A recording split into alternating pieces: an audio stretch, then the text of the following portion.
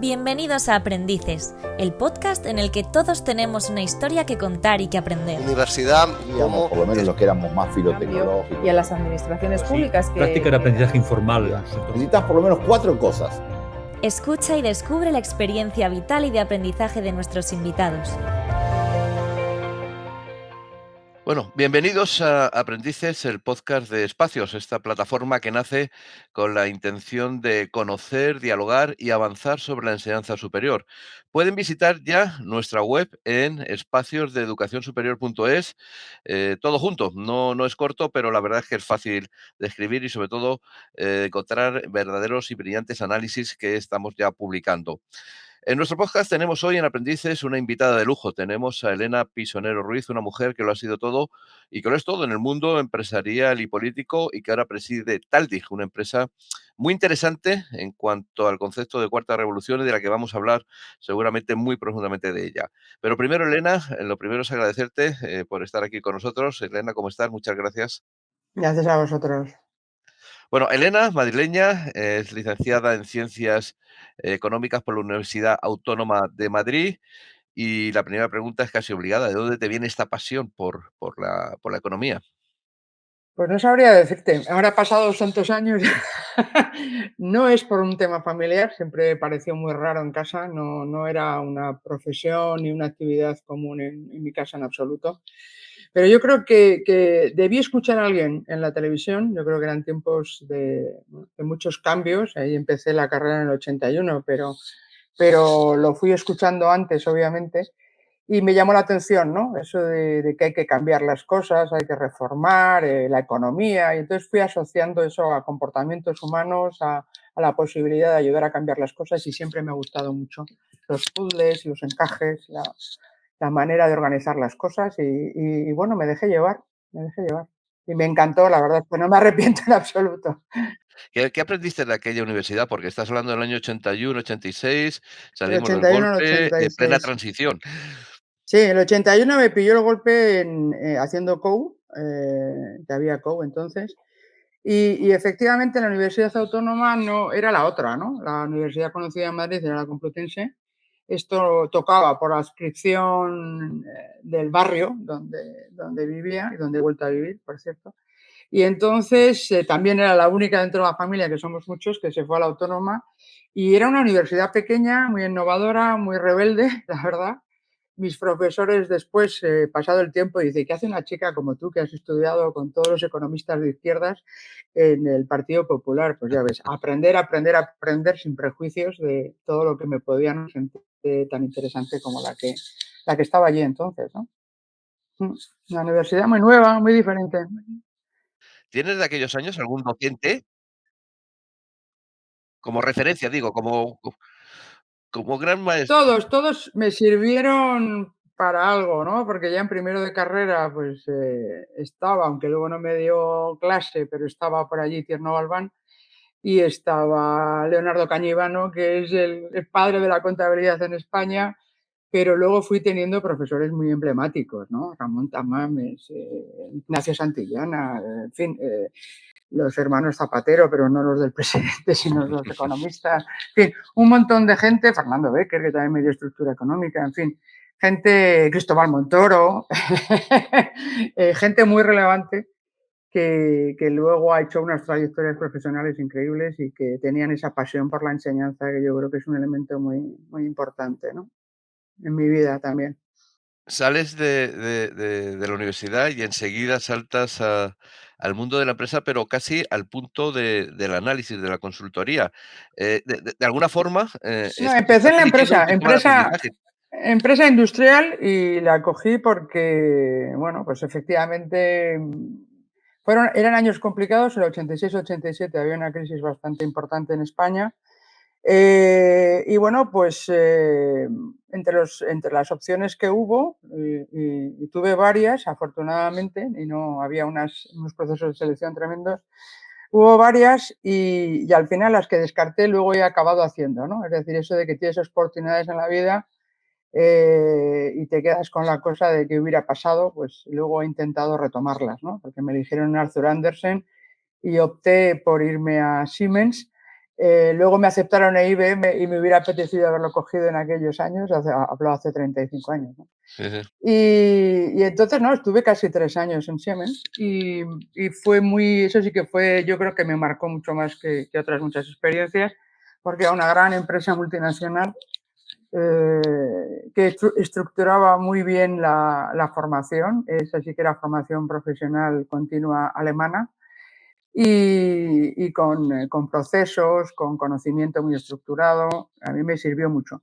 Pero en mi espíritu inquieto, el que me planificaran la carrera para el resto de mi vida, cuando había dicho que no iba a hacer oposiciones, pues me desencajó un poco y me fui a otros ámbitos, ¿no? Y me fui al análisis, porque efectivamente me gustaba mucho el análisis en la carrera, me gusta la práctica, pero los trabajos que se ofrecían en aquel entonces eran muy estabulados, muy monocromáticos, y Sí. yo creo que soy polícroma, ¿sabes? Me gusta que haya componentes diversos en mi actividad y por eso dejé Siemens porque, sobre todo porque decidía mi futuro y me sentía muy incómoda estando en un carril estabulado, ¿no?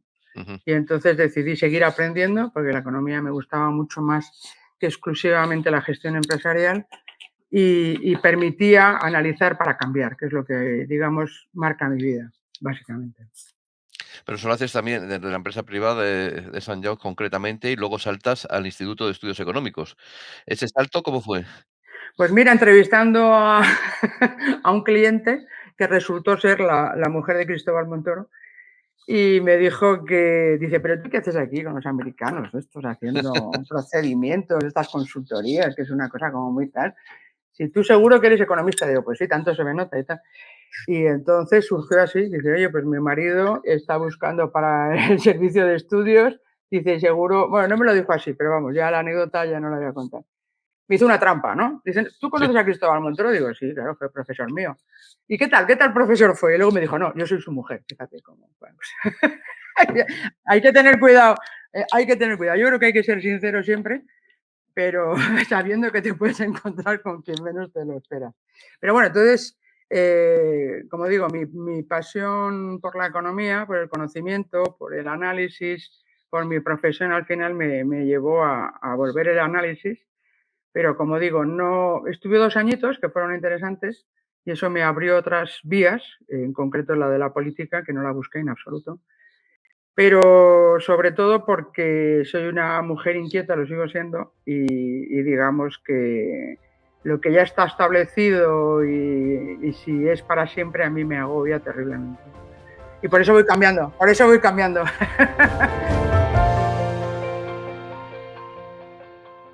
Dices que no la buscaste, pero saltaste a la asesoría económica del Partido Popular en el Congreso de Diputados, o sea, conocer por dentro el mundo de parlamentario, ¿cómo fue? Sí, sí, pero no lo sabía, Paco, no lo sabía. O sea, yo no tenía ni idea de política. Mis padres, que además eran mucho más mayores de los padres de mis amigas, ¿no? Yo era la pequeña de muchos hermanos, habían vivido la guerra civil y por lo tanto todo lo que estaba asociado a la política les horripilaba. O sea, Ujú. era algo, un rechazo brutal. Y por lo tanto tampoco tenía conocimiento de eso, ¿no? Entonces cuando me lo ofrecieron fue decir, oye, mira, esto que estás haciendo de análisis y propuestas, el sitio donde más puedes ponerlo en práctica, además, es la asesoría de un grupo parlamentario. Y la verdad es que, bueno, pues lo que decimos, ¿no? Hay gente que te va, bueno, no es que te vaya guiando, pero sí que te va ofreciendo vías, gente que, por empezar con el tema de los aprendizajes de los que habláis, no es la gente normalmente que esperas. Ujú. Eh, Te ofrece vías y está en ti que puedas verlo como una oportunidad o como algo bueno, no va conmigo, ¿no? Normalmente en mi vida siempre he considerado que podía ser una oportunidad. No sabía nada de lo que era el Parlamento casi, ni cómo se forjaban las políticas públicas, más allá de lo que había estudiado en la carrera, obviamente, pero bueno, me metí de lleno en la cocina, efectivamente, pero sin saberlo, ¿no? Casi a los 2 meses dije, ¿qué hago yo aquí, no? Bueno, allí estuviste un tiempo en el Parlamento, pero luego ya con el triunfo de Aznar en el 96 pasas a desempeñar ya cargos más directos, en este caso director de gabinete Sí, pero estuve 4 años. Estuve 4 años en lo que ahora en el mundo anglosajón sería el gabinete en la sombra, el shadow cabinet, Sí, haciendo precisamente el programa de gobierno, ¿no? Que eso para que mí, fue el como programa me del considero 96, ¿no? el programa de 96, pasamos otro previo en el 93 de elecciones y entonces digamos que como economista, que realmente es lo que yo me veo, ¿no? Como organizadora de organizaciones complejas, gestora de organizaciones complejas, diseñadora de organizaciones complejas, como puede ser un país, eso es lo más que te puede pasar, ¿no? Es decir, oye, tienes aquí la posibilidad de definir cómo mejorar las cosas con políticas económicas. Bueno, eso es lo que pude hacer en esos 4 años. Ujú. Y en el 96, pues ir a aplicarlas. O sea que me considero una persona enormemente privilegiada, porque en el gabinete primero y luego ya como ejecutiva pública, para entendernos, como secretaria de Estado, lo que haces es eh, Ujú. ejecutar aquellas políticas que crees que pueden solucionar problemas, ¿no? Porque llegas, como ejecutiva política, dices, secretaria de Estado de Comercio, Turismo y Pymes con 35 años, ¿no? Muy joven. Muy joven, he llegado todo muy joven y ahora ya me han jubilado muy joven, pero sí, todo muy joven. Todo muy joven, todo muy No, pero pronto, ¿cómo sí. fue aquella experiencia? Porque no es lo mismo en estar en el mundo del análisis, de la asesoría, que luego tener la responsabilidad ejecutiva. Bueno, como te decía, yo he ido combinando a lo largo de mi vida siempre la análisis, la ejecución, o sea, el análisis, la definición de políticas y la ejecución, o sea, todo el proceso, ¿no? Ujú, Y siempre que me quedaba en una de las fases intentaba complementarla con las otras, porque creo que el estar, y eso es lo que al final ha caracterizado mi carrera profesional, es estar analizando todos los ángulos para al final acabando intentando mejorar las cosas, ¿no? ujú. Hay que analizarlas desde distintos puntos de vista para proponer propuestas y ser consciente de la dificultad de su aplicación. Entonces, digamos que el ser secretario de Estado era tomar el último papel de una cadena que ya había visualizado previamente al definir las políticas, ¿no? Hay que ejecutarlas y hay que ejecutarlas como fue el caso de esa Secretaría de Estado, que tenía mucha actividad y sobre todo mucha dificultad de ejecución porque había que coordinar a las comunidades autónomas en el caso de las políticas que eran nacionales, como las de turismo, comercio interior, las pymes, pero también con el exterior, ¿no? Es decir, con otros países, organizaciones multilaterales, es decir, que implicaba mucha complejidad a la hora de ponerlo en marcha. Y entonces, digamos que lo que cambiabas era de silla en la mesa que habías visualizado al definir las políticas. O sea que, pero apasionante, apasionante porque llegas al usuario final, ¿no? Apasionante, pero además es que te dan la primera industria de España, que es el turismo. Bueno, es la primera industria, pero es una industria además muy capilarizada, ¿no? Yo siempre cuento esa anécdota de países, colegas que venían de otros países a decir, oye, vamos a ver, pagamos la franquicia para poder llevarnos el modelo de turismo español. Digo, bueno, pues va a ser difícil porque esto depende de todos los españoles que hacen que esta convivencia sea tan agradable como para repetir, ¿no? Entonces es una complejidad, ¿no? Es una industria, pero no es una industria. En realidad es compartir nuestro modo de vida. Por eso el turismo es tan alucinante y tan fascinante en España. Y es muy transversal e involucra a todas las industrias, todas las infraestructuras y al comportamiento de todos los españoles. Ese es el caso de éxito español, del turismo español, ¿no? O sea, que digamos que aprendiste algo que era, distinto a lo vivido hasta entonces. Claro, porque efectivamente no es solo la teoría, ¿no? Yo creo que siempre cuando critican a los economistas con el tema de los números, digo, los números simple sirven para poder tener datos que respalden las decisiones, pero solo serán buenas decisiones si eres consciente de que los datos no reflejan más que la suma de muchos comportamientos complejos. Esa es la gracia de la Claro. economía, ¿no? Bueno, los números son un instrumento para poder definir y tomar buenas políticas. Entonces se aprende mucho en el turismo porque te das cuenta de esa complejidad, ¿no? Que depende de muchos factores y que al final eso que parece algo espontáneo, pues requiere muchas relaciones, muchas interconexiones y bueno, que también tiene una potencia espectacular de transformación del país, cosa que sigo convencida. Tenías turismo, tenías comercio y tenías pyme. Sí, comercio exterior, interior, es decir, la distribución comercial y las pequeñas y medianas empresas. Sí.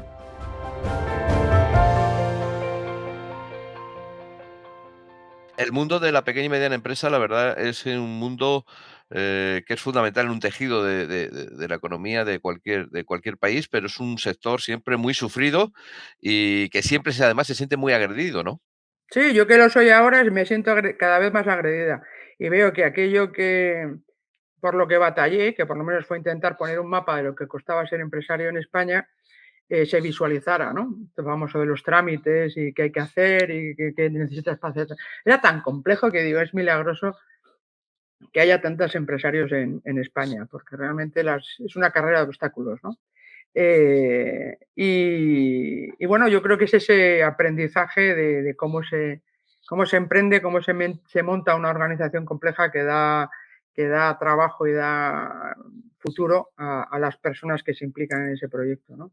Pero es una carrera de obstáculos y luego la he seguido porque cuando pues ahora me tendría que acordar, pero hace 5 o 6 años estuve durante 5 con el Círculo de Empresarios haciendo un informe de la empresa mediana precisamente para dar voz a esos pequeños empresarios que con muchísimo mérito consiguen superar el umbral de los 50 empleados y que cuando lo consiguen son mucho más productivas y potentes que sus comparables en Europa, quizá porque el proceso ha sido tan duro de aprendizaje que realmente solo sobreviven los muy, muy, muy excelentes, ¿no? Es Darwin a tope, ¿no?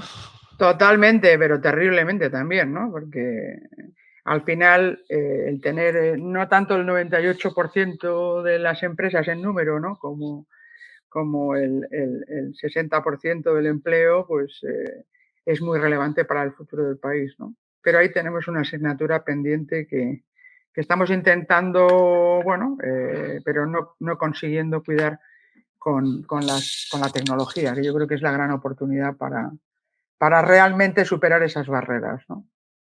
Estabas ahí hablando del sector fragmentado como el turismo, del pequeño y mediano empresario, y luego, pues siguiendo un poco el recorrido de tu vida, saltas a una organización supranacional donde vas de embajadora a la OCDE. Después de pasar por el Congreso, me fui a la OCDE. Sí, bueno, pues eso fue una propuesta que me hicieron, que nuevamente, como economista, yo creo que soy de las más privilegiadas, por eso en la Autónoma me dieron un premio y todo, porque pude ir a donde se fraguan las grandes referencias para hacer las políticas, ¿no? Que es la OCDE. La OCDE es un gran think tank en el que el conocimiento, y para mí fue una gran referencia de aprendizaje, sin duda, donde el conocimiento, como digo, se intercambia, se contrasta entre personas que sufren y tienen las mismas responsabilidades para aprender de las mejores prácticas, de los errores de otros y de los aciertos de otros, para conseguir una fórmula pragmática que resuelva problemas reales, ¿no? Entonces, ese destilar, bueno, análisis que pueden ser muy teóricos con su aplicación práctica y comparada con distintas realidades es lo que es la OCDE. En cuanto a su, digamos, su actividad, pero además tenía la capa multilateral, que también es otro aprendizaje. Yo estaba en el Consejo de Administración, para entendernos, que sería mi rol como jefa de la representación permanente de España allí, en la que había pues 10 consejeros, por lo menos, una representación importante de los distintos ministerios que tenían intereses allí. Y entonces, bueno, pues hacíamos valer y conocer nuestra posición desde España en los distintos temas. Y allí empecé a hacer ese es un consejo de administración del club, ¿no? De 30 países entonces, ahora ya son casi 40, en el que, como digo, pues, bueno, representabas intereses, intentaba llegar a acuerdos y eso es un aprendizaje constante de distintas maneras de ver los problemas, desde distintas culturas. ¿Sabes? Ahí estaban Japón, estaba Corea, aparte de países europeos con muy distinto enfoque de las cosas, ¿no?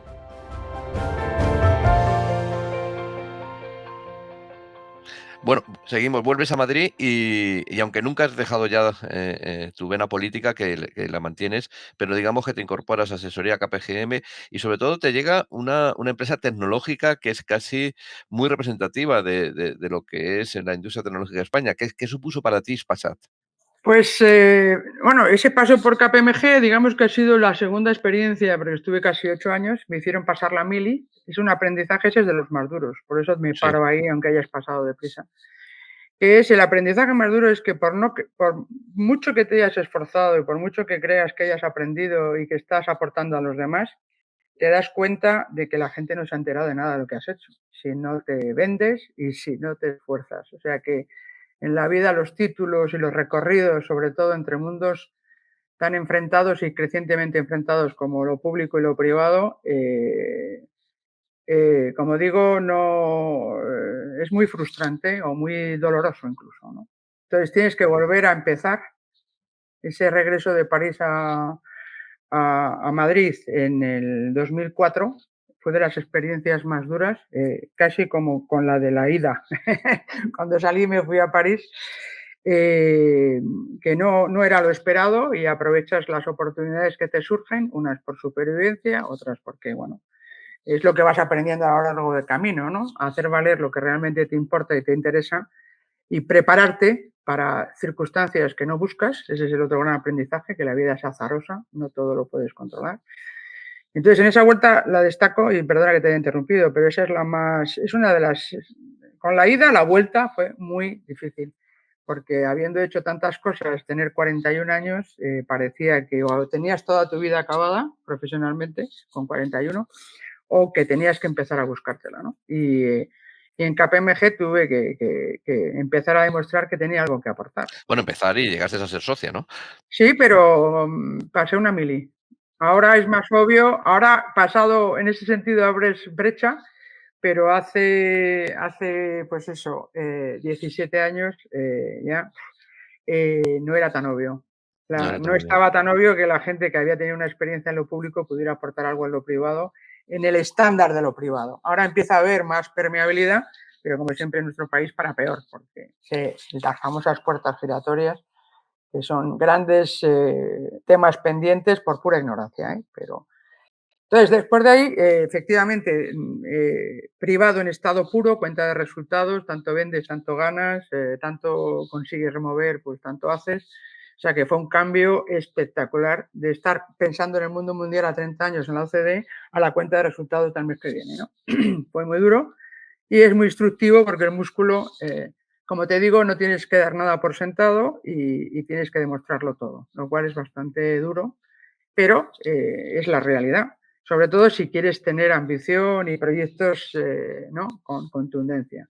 De ahí que cuando me plantearon nuevamente, en ese caso el gobierno que estaba en ese momento, y en particular Cristóbal Montoro, ¿no? Yo le dije, oye, si hay algún proyecto complicado, que sea interesante, con un bagaje así diverso, que haya experiencia en público, privado, nacional, internacional, tal, pues estaría dispuesto a considerarlo. Así fue. Y me vino primero con otro tipo de empresa que dije que no, y luego me plantearon Ispasat y bueno, me pareció que era un reto interesante y una empresa complejísima donde las haya, muy compleja, pero por lo tanto muy interesante, ¿no? Es la empresa tecnológica basada en un mundo que no me era ajeno en el ámbito industrial, porque siempre he tenido una cierta relación, pero una empresa que es un proyecto originariamente público-privado, tractor industrial, con muchos stakeholders, que llamaríamos ahora, y en aquel momento, pues gente que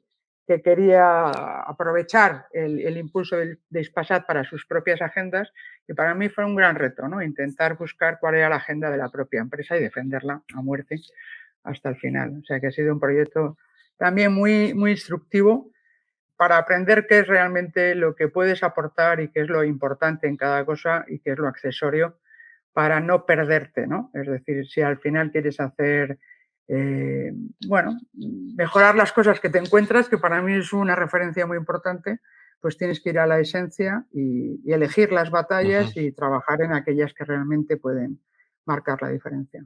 Bueno, tú has estado, hemos visto empresa privada, empresa pública, asesoría, ejecutivo, vida política. El mundo de la tecnología, que lo has vivido de una manera muy directa, ¿podemos decir que España está jugando en la liga de las tecnologías más importantes o nos queda muchísimo todavía?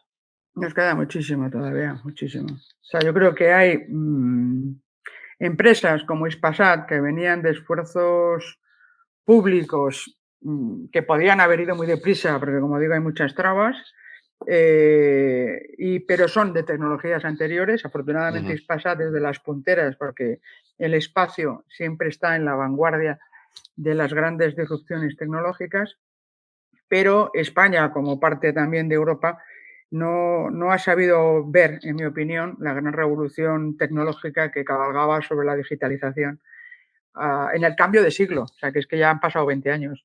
Entonces, en ese arranque sí que ha habido otros países que lo han visto y que han permitido que aflorara la creatividad en Estados Unidos o que han definido que era estratégico, como puede ser el caso de China o Corea o Japón, ¿no? Pero lo que sí que hay en España es una gran creatividad. Creo que hay un grupo importante en la sociedad de gente que es muy disruptiva, que se cuestiona las cosas, que se lanza a hacer proyectos y eso es... A mí me lo dijeron en Siemens hace 35 años, ¿no?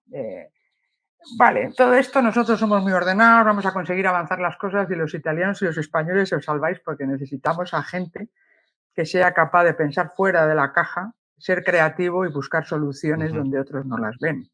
Y eso realmente es una palanca de capacidad y de visión y de éxito al final en este mundo en el que necesitamos soluciones diferentes, pero Solución. también necesitamos saber que existen herramientas y eso requiere una formación que todavía en España, y por lo que vemos por las reformas educativas, deja mucho que desear.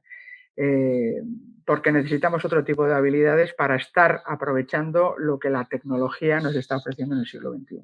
Bueno, O sea, ahora tienes, no es tanto tener las capacidades, perdona, lo que es el sí, hardware, el duro, la tecnología, como sacarle el máximo provecho. Y más o en ese menos. sacar el máximo provecho creo que en España tenemos una posibilidad importante por nuestra capacidad de adaptación, que yo creo que de al menos, bueno, una parte relevante de la población, ¿no? Hay otra que es más reaccionaria, que defiende el statu quo, pero la realidad es muy pertinaz y los cambios son muy fuertes e inevitablemente van a forzarnos a transformarnos.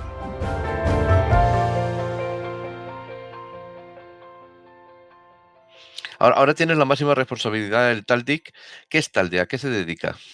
Aldi, que es mi empresita, mi instrumento para ideas locas, precisamente. Yo me gano la vida no en Taldic, yo me gano la vida en consejos de administración en España y en Italia ahora, tengo otro allí, y por lo tanto ofreciendo mi experiencia y mi conocimiento en la gestión de empresas bastante relevantes en sectores además bastante punteros, uno el de la energía renovable y otro el espacial, que sigo, pero no soy profeta en mi tierra, en Italia. Y eso es de donde me gano la vida. Y luego hago actividad voluntaria y luego está mi proyecto, que es Taldic, que es el que me permite tener una herramienta para pensar en los nuevos procesos y metodologías que ayuden a líderes, digo, porque yo ya selecciono, yo no quiero asesorar a empresas en Ya. general, solo quiero ayudar y acompañar a personas que sean conscientes de que hay que transformarse, pueden no saber en qué, pero son conscientes de que esto es un proceso de transformación importante. Y ahí es acompañarles a abordar esos procesos de transformación. Y más que Taldi, que es la herramienta, digamos, jurídica, legal, la empresa, lo que me mueve es el proyecto que estoy impulsando a partir de ahí, que es Relatia, que es un árbol que crece con el contacto con otras personas, que es para mí la mejor forma de aprendizaje. Ujú. Al final lo que más me ha hecho tener la revelación de que he aprendido algo o que descubro algo son buenas conversaciones con gente interesante. Y Relatia se construye a través de esas relaciones, esas conversaciones interesantes con gente que aporta una visión más rica a la que inicialmente el árbol que germinó pensaba que era el futuro, ¿no? El futuro lo vamos construyendo entre personas que creemos que hay otras cosas que están pasando, que pasan cada vez más deprisa y que intentar mirar al pasado no hace más que hundirnos en la tierra en lugar de salir hacia adelante. Ese es mi proyecto actual, que es más bien aspiracional y de devolución a la sociedad que un proyecto puramente empresarial, que también lo es. Ujú. Y estos entornos de aprendizaje, ¿tú crees que la universidad actual está alejada de ella, que solamente está casi como en una relación de necesidad de mercado de empresa, pero no en creación de procesos de aprendizaje y de aprendimiento casi?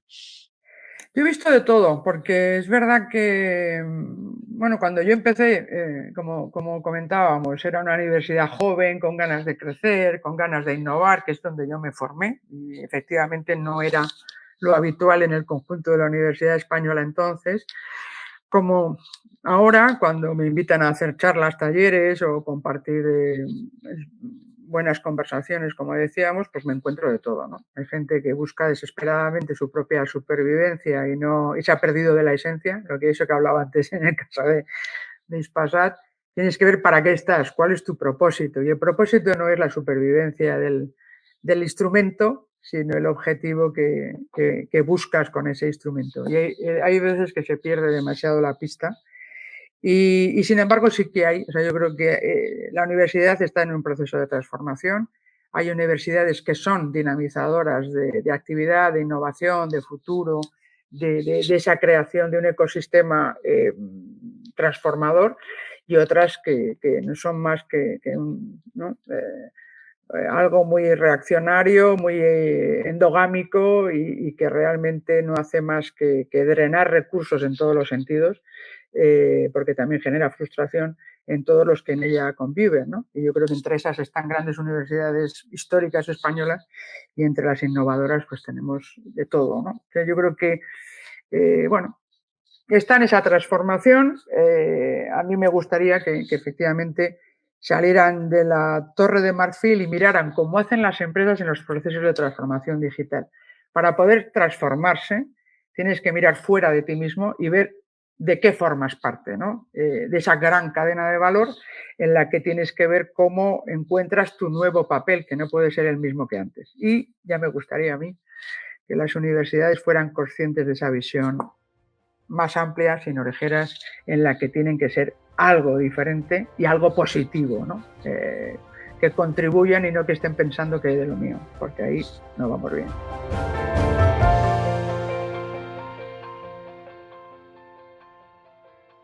Te he leído en algún sitio que afirmabas que el futuro será digital, será humanista y se escribirá en femenino. ¿Nos puedes explicar un poco?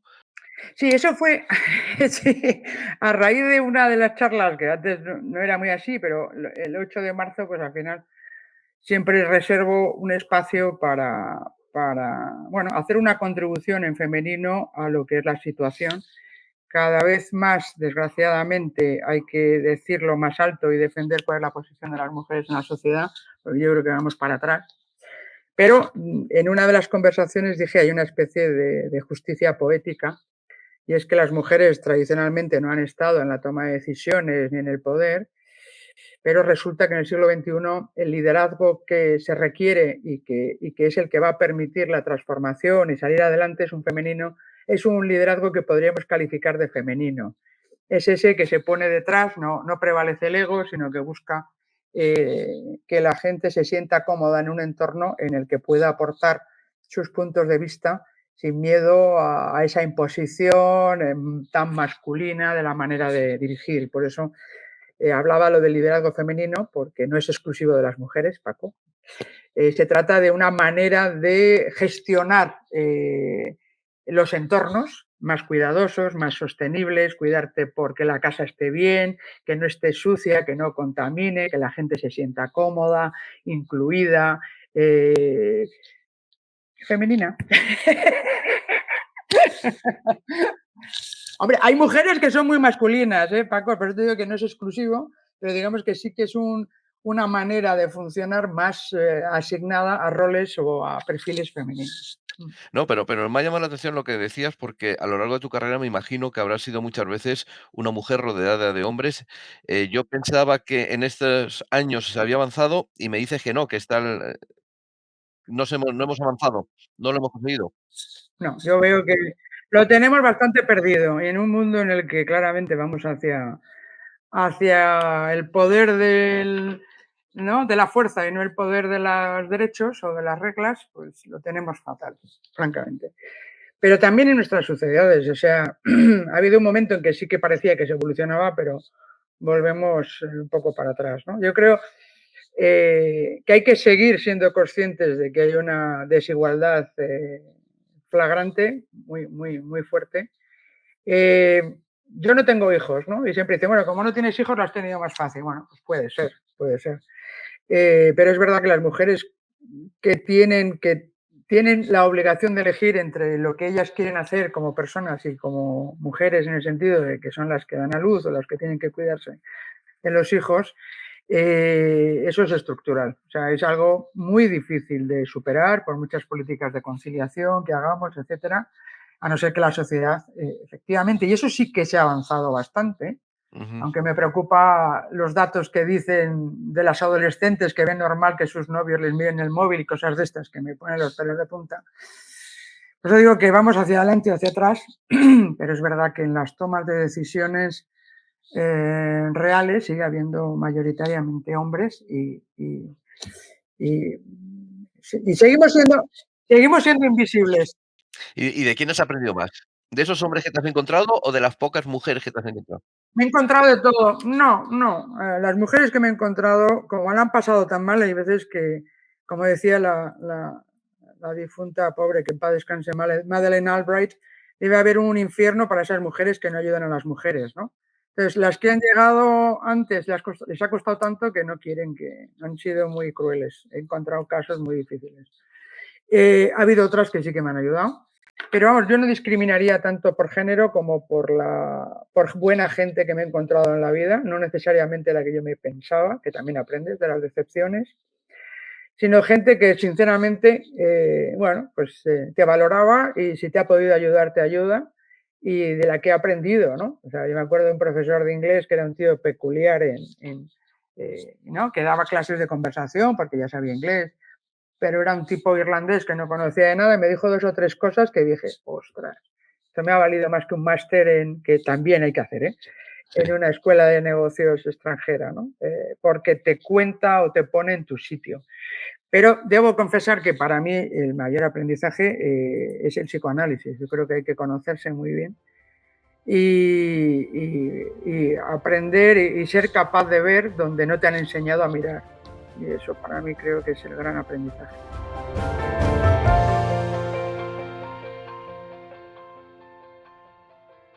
Bueno, también te he leído algunas reflexiones tuyas sobre la necesidad de volver a un mundo rural, pero basándose en la sostenibilidad y en la tecnología. ¿Lo ves factible? ¿O vamos a seguir con esta España vaciada? Yo lo veo necesario. Ese es un primer reto. Perdón. Ese es el primer reto que desde Relatia estamos abordando. Desde esa filosofía precisamente de buscar soluciones fuera de la caja y fuera de la inercia, ¿no? Si dejamos que las cosas, o el modelo económico además en particular, evolucione inercialmente, la consecuencia sería que el campo se vacía.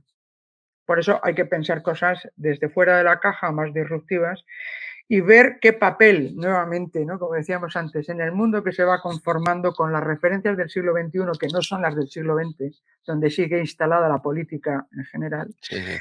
en ese nuevo siglo XXI que es digital y tecnológico, que tiene una geopolítica endemoniada, en la que tenemos unos retos de sostenibilidad importantísimos también medioambientales, pero también sociales, ¿qué papel puede jugar el campo en ese nuevo mundo? Pero como un actor principal, no como un pasivo. Entonces ahí te surgen un montón de posibilidades en las que nuevamente hay personas con mucho mérito intentando hacer cosas y yo lo que quiero es ayudar a generar una casa común, en un ecosistema en donde eso, con esa visión más femenina que me gusta de acoger y de ser anfitriona, provocar que haya soluciones disruptivas, ¿no? Que pasan por decir qué puedo hacer desde el campo para tener una sociedad más sostenible, más sana, más inclusiva y más tecnológica. Ujú. Yo no querría que la solución al campo fuera volver a cultivar trigo, como hacían mis bisabuelos en Castilla, Tierra de Campos, que está como un erial hoy en día. O sea, que yo creo que es posible, lo que pasa que es difícil, es complejo, y por lo tanto hay poca gente que se quiera poner a hacer ese tipo de cruzadas, pero hay que hacerlas, hay que hacerlas. Y no puedo olvidarme de tu relación también con los medios de comunicación, desde pertenecer a consejos a tu faceta de tertuliana. ¿Cuál es tu acercamiento y tu relación con los medios? ¿Y qué has aprendido de ellos? Mira, como te decía, sí, aprendo siempre mucho. A mí, por ejemplo, ahora donde estoy más, aparte de escribir en redes sociales, que son de alguna manera medios, es en la radio, ¿no? Y en este caso lo puedo decir porque es Radio Nacional de España. Eh, Me encanta la radio porque es una buena conversación. Es verdad que hay mucha gente escuchando, Sí. pero estás ahí en el estudio y haces una conversación sobre los temas que te preocupan. eh, y afortunadamente, y eso es importante, el que modera, el que dirige es un señor estupendo, Íñigo Alfonso. Entonces, intentamos tener esa conversación en la que se aportan ideas, pero lo tienes que hacer de una manera muy, muy rápida, muy ágil, yendo al mensaje, que ese es lo que te quería trasladar, es decir, la comunicación es imprescindible en toda acción humana, ¿no? Yo creo que eso es lo que nos diferencia de las máquinas y de otros animales, que es la capacidad de contarnos historias que producen impacto y que producen transformación. O sea, en ese ciclo que te decía Ujú. en la cadena de valor, ¿no? Cuando quieres visualizar el conjunto, ya puedes tener buenas ideas, puedes tener buenas teorías en la academia, puedes ser capaz de definir buenos proyectos, pero luego hay que ejecutarlos y parte de la ejecución y el impacto, y cada vez más, es la comunicación. Si no eres capaz de contar tu idea, de contar tu sueño, tu relato, lo que quieres hacer, movilizar, conmover, comunicar en grandes, en mayúsculas, no habrás hecho nada. Que ese es el aprendizaje que te dije. Después de todo lo que he hecho, que he seguido al guión de la meritocracia, de lo que me habían enseñado, resulta que ahora me dicen que tengo que decir que ¿para qué sirves tú? Ostras, Ujú. tengo que contar mi vida, por eso me daba una pereza hablar de mí. Tienes que contar y al final es hacer, y eso he tenido debates con gente muy relevante. Dice, yo hago y hablarán los hechos por mí. Digo, o los vas contando y eres capaz de todo ese pensamiento complejo decirlo de una manera sencilla, o no habrás hecho nada. Entonces, la Bueno, y lo comunicación es estás para haciendo mí esencial, esencial. de también de manera muy personal a través de una web, elenapisonero.com, donde Sí, la tengo un poco abandonada porque lo quiero hacer más a través de Relatia, pero venía por eso, ¿sabes? Cuando empecé ese esfuerzo de decir, oye, es que hay que contar cosas. hay que contar las Hay que cosas. superar esa timidez, que no lo hago por vanidad, por eso ahora lo estoy trasladando a Relatia para que sea una caja de resonancia de muchas cosas que pienso y Sí. no, ¿qué es lo que dice Elena Pisonero? A mí Elena Pisonero ya la tengo amortizada. Ahora si Elena la que quiere, o llámame, yo que sé, churri, pero yo lo que quiero ahora es disfrutar de la vida y no estar tan pendiente, ¿no? De los títulos y de las firmas, pero lo importante es contar historias, ¿no? Y creo que en eso estarás conmigo, que eres un profesional del medio. Lo importante es contar historias, a ser posible buenas historias, que ayuden a cambiar las cosas feas y a contar las cosas buenas, ¿no? Eso es lo que ahora me mueve.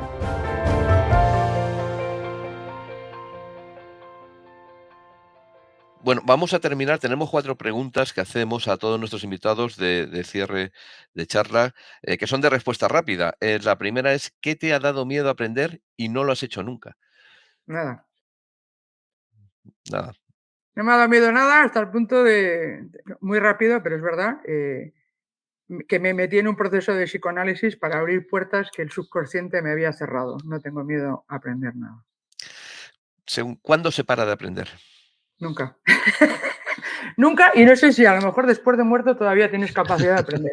Yo creo que hasta el último segundo se aprende y debes. O sea, no es que sea, es un imperativo, yo creo, moral, aprender.